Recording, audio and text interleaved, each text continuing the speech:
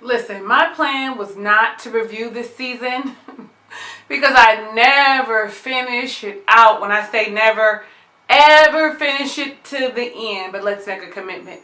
Let's make a pact, you and I, that we'll stick in this together from 1 to however many they do. Maybe like 15, 20. I'd be tired. I am your girl, Talisa Rae. What's up? How you doing, Ray of Sunshines? Yes, we are reviewing The Real Housewives of Atlanta, season number 11, episode number 1. If it's your first time visiting my channel, what up, though? Go ahead, click the subscribe button, and become a Ray of Sunshine. And the notification bell, because they are peanut butter and jelly. They go together. And you don't want to miss a video I upload. So, you know, I don't really stick to it. But we're not reviewing a damn thing right now. And so I feel obligated to review Real Housewives of Atlanta. I feel obligated to stick to it from beginning to the end. Even though I'm tired of their messy BS. But I'm glad they got some new characters in here. Some new people playing. Some new players. And then on top of that, this first episode did drag me right in. This first episode, because I'm so nosy and I really want to know what's going on in Portia's life. I hate that I'm not going to be able to see Kenya as a set fixture, but maybe she's going to come back on her own shit. That's what people, the buzz is. Listen, I don't really be knowing. Let's go. Let's get into it. If you have never reviewed with me before, I do like to go personality by personality. But, we're not going to start off with Portia, who we saw first, nor are we going to start off with Nene, who was next, which I thought was very, very juicy. Let's go Candy. How about that? Let's talk about Candy. So we saw Candy with the ladies from Escape.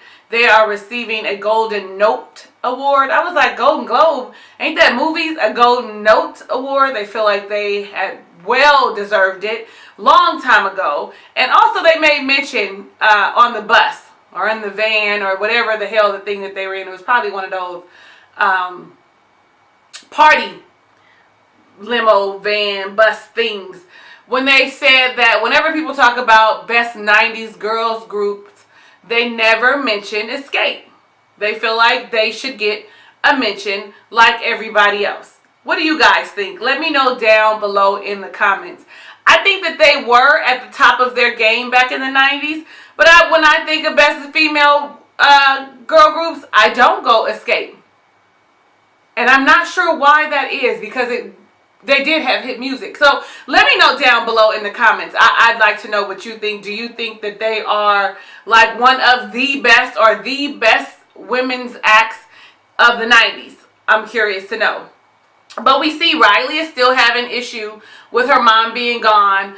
Like Todd said, I feel like this, I'm hoping it's not blurry. Oh my God, I thought I set the camera, but I did have to go do some stuff. Anyway, so like Todd said, somebody has to go make the money, and he's playing Daddy Daycare. He's Mr. Dad, because Candy's got a lot of stuff going on. Her hand is in a lot of different pots. That's how you make all the money. You got to do all the business ventures. You got to go out and get it. You can't sit at home and be the best mom. I mean, you can. There are a lot of stay-at-home moms that make great money. But you get my point. You get my drift. And I kind of wonder, because if you notice, at the Golden Note Awards, as they were receiving the awards, you saw that Candy went back to thank their families for sticking behind them. And, you know, as it related to everything that was going on. And they kind of zoomed in on Todd to see what his expression was. I'm wondering if this is going somewhere. Do you feel like maybe possibly Todd is starting to feel like he's not contributing, that he's less than a man, like that he has some type of resentment towards Candy because he's really not able to do what he loves to do, which is to produce, because he is being Mr. Dad with Ace and Riley and his daughter, and I don't know why her name is escaping me right now. I want to say it's Tiffany, but I don't feel like that's it. Y'all can tell me down below in the comments. Let's talk about Cynthia. Okay, so that little cute green dress she has on with this tank with the ruching in the middle. I have that dress. It came from Venus.com, if anybody is wondering. I probably should have put it on so that we could feel like, you know, y'all was really with it. But nonetheless, I'm glad to see that she has a new love interest, Mike somebody or other. Mike Hill, who's a sports newscaster, she seems to like him. He seems to like her. And it looks like Cynthia is still one of the people having a hard time keeping secrets. And we know why when we talk about Portia and we talk about Nene. I'm really hoping that this relationship works out for her. But those little prequel snippets they gave, she looking a little shocked by, you know, something that he said. Something to the effect of, you know, I'm ready to settle down, or whatever the hell it was. And she said, do you think you could see me? And he kind of paused and stuttered. But you know how they push stuff together. So it might just be just one of them editing tricks that they do on us. So let's not get excited about that. Yeah, I'm messy. And then let's look at Eva really quick. So Eva, when we see Eva, you know, she tells us that she's planning her wedding and they're about 3 months out. And you see her, she has had little Mikey Jr., you see little Marley Rae, you see them go for a photo shoot. And what I found interesting is the fact that she said that her daughter, Marley Rae, did not have a relationship with her dad. Of course, that always breaks my heart because I'm a single mother, right? I know what it looks like to have a child where the father has nothing to do with their child, with their seed, for whatever their reason is. I understand it. I see it. And it's so common, right? Well, let me not say it's common. It's a breath of fresh air to see when a man such as her fiance Michael step in and say, I'm going to care for Marley as if she was my child. I'm going to be her dad. I'm going to show her what it looks like. You know what I mean? To be loved on by a man, since her father won't do it, who we know will come back later on sometime like, oh, whatever. You know what I'm saying? But I felt like that was a breath of fresh air, because if you rock with me for real, you know that my late husband Greg came in to the rescue for my sweet baby Kingston. So I like that. Y'all feel that with me. Oh, okay, so now it's just Nene and Portia left for now until the new players are introduced. I don't know what Belle Biv DeVoe's, Michael DeVoe's wife's name is right now. It escapes me, but we will know when she comes in. Listen, I don't live in Atlanta. I know everybody who is a content creator that does reviews, who lives in Atlanta, know all the tea. I'm giving you fresh perspective from California, okay? Judge me, don't judge me, I don't care. But if you do, do it down in the comments. Okay? So now look, let's talk about Nene, because so there are two things in this episode that I relate to. The one I just spoke about with Eva and Marley Rae, and then this one with Nene and Greg. So I really felt that in my spirit, where my tear ducts in the back started watering up, like when they were talking about Greg and his colon cancer, and how he had the colon that they had his colon cut out, you know, pieces of it that were, you know, infected with the cancer, and just how he looked sickly, and, you know, just, he doesn't look, let me not say sickly, but he doesn't look at his best health, in his best, as his best self, you know, and you know what I'm saying. And so I felt that in my spirit, because number one, my late husband, his name was Greg. Number two, he had cancer. It was not of the colon, it was of the duodenum. But I related to her when she started talking about and being very transparent about being really strong in front of them, and not crying in front of him or her son, and being able to hold up, you know, the family, because that is what they need and that is what is expected of her. But when the doors close, when she's in that car by herself, that her car would speak, baby, I was like, ooh, if you don't tell the truth, look, little tear ducts is filling up in the back. But I'm just saying, if you don't tell the truth about that, Nene, when you in that car with the door closed and it's just you, and you crying and you hollering out to God, or, you know, trying to figure out where your strength is coming from, and then you hop out the car, you wash your face off, and you be super Wonder Woman yet again. Like, I felt that, and I'm so glad that she's being so transparent to the fact that you see that she is putting on some weight, and she even made mention to Cynthia that she was putting on a little weight, that she was getting chubby. We see it, girl, and I don't fault you. I think it looks good, but we know that you dropped that weight because we see you on social media. Okay, yeah, come on, do that thing for 50 plus. Show them what it looked like, because I ain't 20 don't mean I ain't fly. Hello, somebody. So we see Portia visit Nene at Swagalicious, because Portia's getting ready to go to Miami for her birthday with her new boo. and she needs something to wear to Miami, honey. Even Portia looking a little thicker than normal, okay? But listen, I'm so glad to see that their friendship is continuing to grow and mend from last season, right? The door is closed. Like, y'all remember that whole thing. Y'all remember Portia going to talk to her. Y'all remember how things started to mend and get better for Portia and Nene. And you see it here as evident. But that's true to form in any relationship. If you fall out with a good girlfriend or somebody you call your sister or whatever, in due time, if you really love one another, if it wasn't a fake relationship, you always come back and you always, you know, figure out how to mend the relationship and how do we go forward together. What is it that we can do? If you love them and you ain't fake, and I'm one of them non-fake people. So people who fuck with me for real, you know, we tend to come back together if we've had a disagreement. That's a video all on itself. Maybe you'll find it on Truthful Thursday. Come back for one of those. But in there, honey, that little tie-dye outfit that Portia had on, honey, every hood rat, hoochie mama, groupie love that outfit. I mean, I'm none of those, but baby, I love those tie-dye outfits. They were all the craze and the rave during the summer. It is something that is very inexpensive, so I'm shocked to see that it was in Swagalicious. But whatever, girl, like she said, you got to bend down and pull the food out the oven, honey. All that goodness, Portia. Somebody come through. She got a little thicker too. Y'all see that, right? And I was looking like her little belly don't look as flat. Like right now, are you pregnant already and you ain't told us? You know what I'm saying? Like we know she pregnant now in today. Okay, let's talk about Portia. We are introduced officially to Portia's boo, beau, whatever, Dennis McKinley, the hot dog entrepreneur. The, you know, entrepreneur with a little cash in his pocket. I think he's very attractive. You know, you heard on all the blogs, all the stuff that they had to say about him. But nonetheless, as my first impression, because I'm one of the people that don't know, let's pretend that we don't read the blogs and we not following them on social media.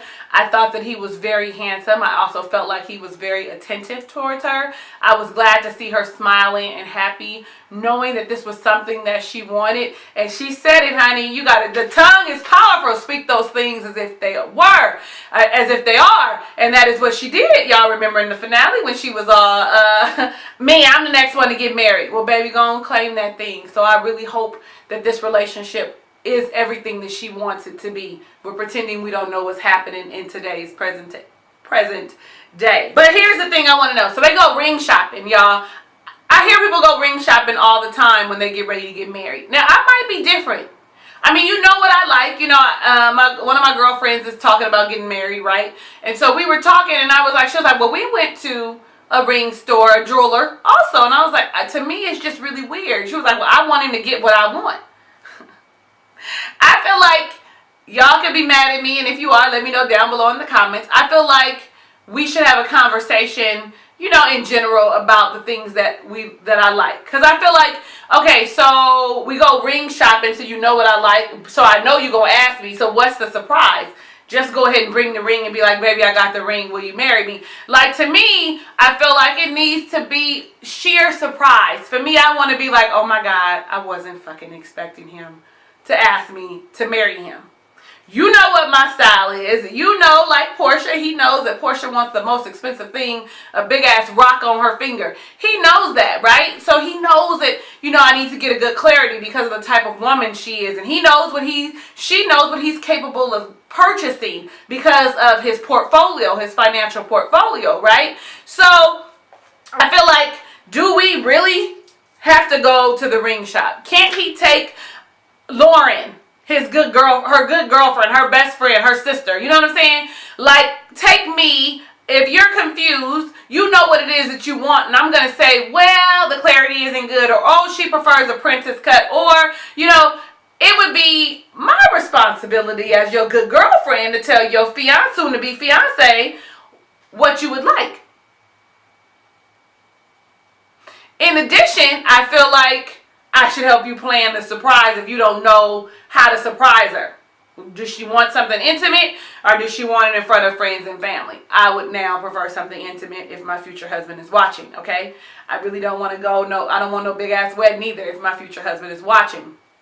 On that same note, I'm wondering in my mind, do you think that Portia's moving too fast with her new beau that she was introduced to by Steve Harvey? Do you think that, you know, saying I love you on the first day, I think that that was a bit facetious. He was saying, I love the way you look. I love the idea of you. And that is exactly what she was saying. And sometimes I wish people would just be like, yes, I love how beautiful you are. I love the idea of you. I love the social status that comes along with you. Instead of telling me I love you, because my definition of love may be different than your definition of love. So yeah, y'all let me know if you agree or disagree with me down below in the comments. What else? Oh, so since she's going to Miami, when she was at Nene's shop, Nene had told her about the tour that she was doing, that she was going to get back on stage after the incident that occurred, that I wish you get hit, you know, that you kidnapped by Uber or whatever, killed by an Uber driver, whatever. It was a joke. I wasn't offended by it, but people always go to the left in this politically correct society that we live in. Can't have an opinion, can't clap back, nothing. Child, try me. Try me. I'm going to kill you with loving kindness. So you see that she talks about getting back on stage and that she's nervous and she's going to be in Miami and, oh, I'm going to come to this show.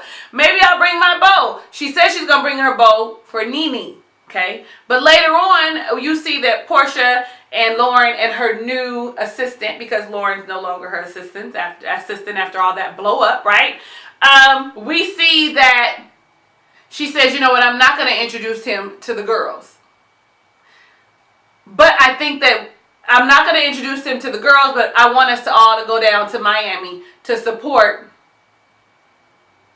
Nene, especially in her time of need, us being there, you know, for laughs, and then just for the mental support because of what she's going through with her husband. I thought that was a brilliant idea. Okay, you know, reality TV is really not reality, but you get the picture. So I feel like that was a great idea, and I kudos to Portia for that, because you do need the support. Like, though you call me and you be like, girl, how you doing? I'd be like, oh, I'm all right. Everything's good. In my spirit, I'm all like, I'm losing my mind. I'm doing this by myself. Ain't nobody helping me. See, it's different. Nene probably got some people, you know, that could go sit with him for a little while on days that she working. I didn't have nobody. So it's a little different. And so I thought that that was very, very, very, very friendly. A very good gesture for Portia to say. Oh, one more thing and then we can get out of here. I love that red hair. If y'all rock with me for real, y'all know for the past few months I have been red. It's time to go back red looking at Portia, baby. I need that wig that she has on, and then to dye it red. Anybody want to sponsor me? I promise to come on here and talk about it. But the conversation between Dennis and Portia in the G-Wagon on the way to the hotel room that was exquisitely decorated. I love that there was a personal chef there for them. Oh, I was in love right then too. I was like, baby, can somebody do some nice grown-up shit like this for me? Like, this is nice. They ain't got to have the chef. They could cook for me. I'm okay with that. But the whole setup, I don't think I've ever had a man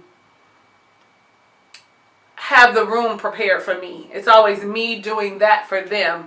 I've never had the rose petals all over the floor, all over the bed. It'd be nice and a breath of fresh air to have someone do something so beautiful to me, dear future husband. I probably need to do a video about that. But the conversation that they had on their way to the hotel had me a little side-eye in a Dennis. He didn't seem, he was very nonchalant. You could see that in his face. He seemed cool, calm, and collected, like his body language. But his face, to me, said like something ain't right. You know what I'm saying? You ain't giving all the deets. You don't know Nene, but you do know Candy, but you don't remember where you know Candy from. Like, if she got to probing and he wasn't giving a whole lot of information, I was just thinking to myself, now is the time, Dennis. Now is the time for you to share with Portia how you know Candy, or what may come up from knowing Candy, or if what Candy may or may not say. Now is the time, especially if you love me. Now is the time for you to share. Like, some of this shit was in your past. She might even say that it's going on right now, but if you cover your bases right now, you do better. I'm going to hear what she has to say, understand me? And I may come back and ask you a few questions to compare notes of what you said and what she said. But ultimately, I love you. I want to be with you. You want to be with me. It is your responsibility to say to me what it is that could possibly come out. Y'all agree with me or no? Let me know down below in the comments. I feel like we're going to be in for a good treat, especially since we have Eva as a player, and it looks like she's getting ready to get mad and get hot with somebody, and the new person, Miss DeVoe, okay? So tell me what you thought about this episode. Tell me if you're going to rock with me for the entire season, the 150,000 million episodes of The Real Housewives of Atlanta season 11. We just finished reviewing season number 1, To Love and to Cherish. I am your girl, Talisa Rae. Thank you so much for watching. Don't forget to hit those buttons before you come out of here so that you don't miss nothing, so that you subscribe, so that you know, so like me, so I know that it's real. Hugs and kisses and lots of love. I'll see you on the next video.